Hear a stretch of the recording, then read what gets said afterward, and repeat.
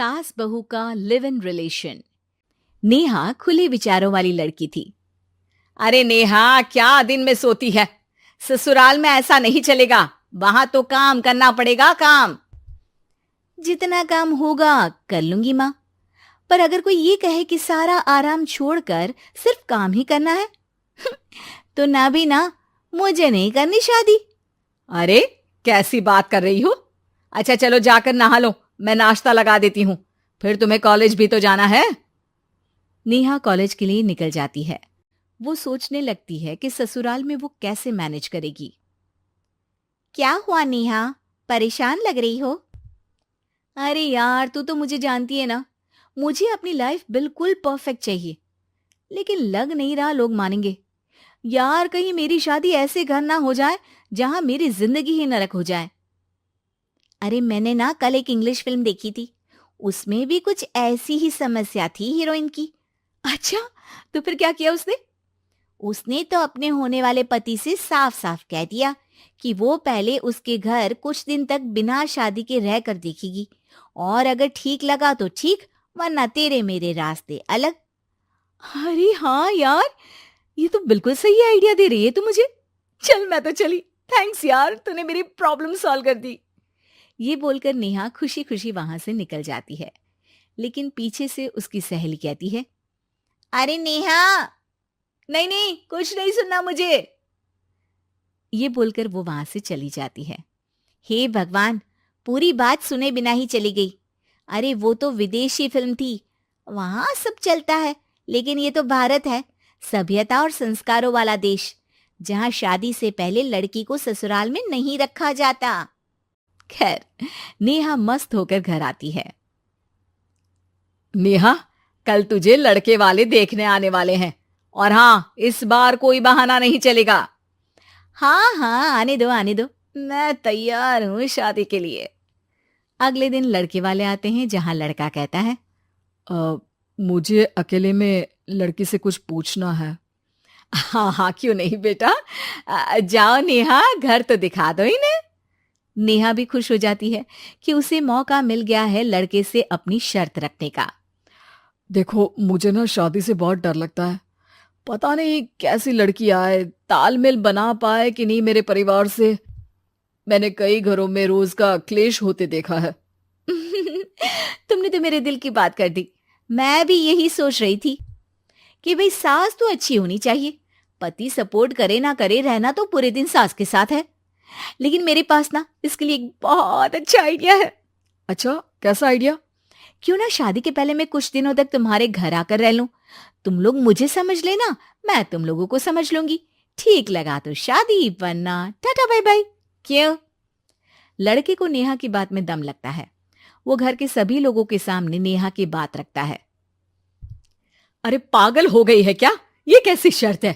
अरे शादी से पहले मैं क्यों तुझे किसी और के घर भेजूंगी रहने? अरे लड़की के ख्याल तो 20 साल आगे के हैं, इतनी भी खुले विचारों वाली लड़की नहीं चाहिए हमें। अरे माँ, क्या बुरा और गलत बोल रही है ये?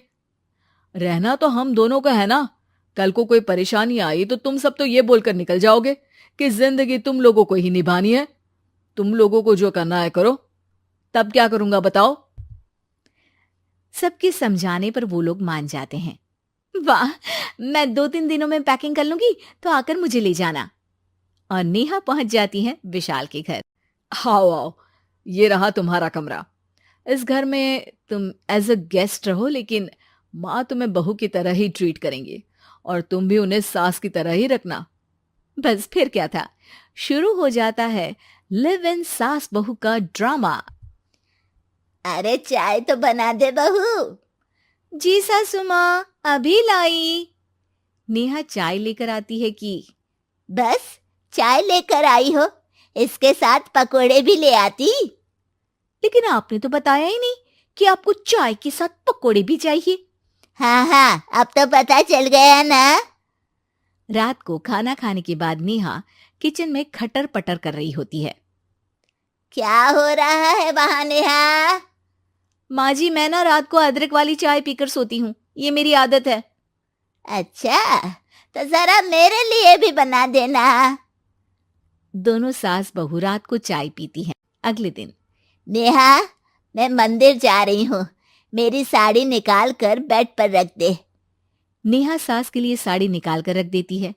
वो देखती है कि उसके आने के बाद से सास ने घर का कोई भी काम करना छोड़ दिया है। यार मैं क्या करूं? ऐसा ससुराल तो मुझे नहीं चाहिए था जिसमें मैं ही सारा काम करूं। मैं तो ऐसा घर चाहती हूं जहां सास और बहू दोनों मिलकर किचन में काम करें। हे भगवान, रात को चाय पी ली, पेट में गैस बन गई, अब तो चला भी नहीं जा रहा है। मुझे तो ऐसी बहू चाहिए जो हेल्थ के प्रति कॉन्शियस हो, क्योंकि वो ठीक रहेगी तभी तो मैं ठीक रहूंगी। दोनों समझ जाती हैं कि वो लोग एक दूसरे के लिए नहीं बने हैं। अगले दिन, नेहा, जरा चाय तो ले आना। नेहा चाय के साथ चिला भी बनाकर ले आती है। सास खा पीकर सो जाती है। अगली सुबह, तेरी बुआ सास आ रही है, उसे मैंने तेरे बारे में बताया है। तभी वहां गंवार से एक महिला आ जाती है। चलो यहां से निकलो, कुछ नहीं है खाने के लिए, जाओ। ए नेहा, तमीज से बात करो, ये मेरी ननद यानी आशीष की बुआ है। हाय रे दैया, इतनी आकड़ वाली लड़की! अरे यही है ना जो शादी से पहले ही आकर बस गई है यहाँ पर। बस नहीं गई हूं, बसना है या नहीं ये डिसाइड करने आई थी, लेकिन इन लोगों के रिश्तेदार इतने गंवार हैं तो मैं तो ना कर रही इस घर में शादी। अरे भाभी, और क्या कमी थी हमारे आशीष में जो आपने ऐसी लड़की की शर्तों को मान लिया? अरे वो तो आशीष के कहने पर मैं झुक गई, वरना ऐसी लड़की को तो मैं घर में घुसने भी ना दूं। ए हेलो, ऐसी लड़की कैसी लड़की? हाँ, बिना समझे बुझे शादी कर लूं? अब तो समझ गई ना कि हम लोग गांव के हैं। भाभी को खाट पर सोना और रिश्तेदारों का गांव से आना जाना तो लगा ही रहना है इस घर में। हाँ हाँ, मैं तो किसी मॉडर्न घर में शादी करूंगी। ये बोलकर नेहा वहां से चली जाती है। अपने घर में आकर नेहा कहती है, ना मां ना, लिव इन में रहकर देख लिया, ये गांव के लोगों का कोई भरोसा नहीं है। खैर, नेहा की शादी एक मॉडर्न घर में हो जाती है जहां सास कहती हैं, हे नेहा, मैं टेनिस खेलने जा रही हूं, आओ तो जूस बनाकर रखना, और हाँ, वॉलनट्स और ओट्स भी बना लेना। जी माँ। माँ मॉम बोलो डार्लिंग, माँ इज ओल्ड फैशन। बेचारी नेहा सर पर हाथ रख लेती है। हे भगवान, ये सास तो सास ही होती है, गांव की हो या शहर की।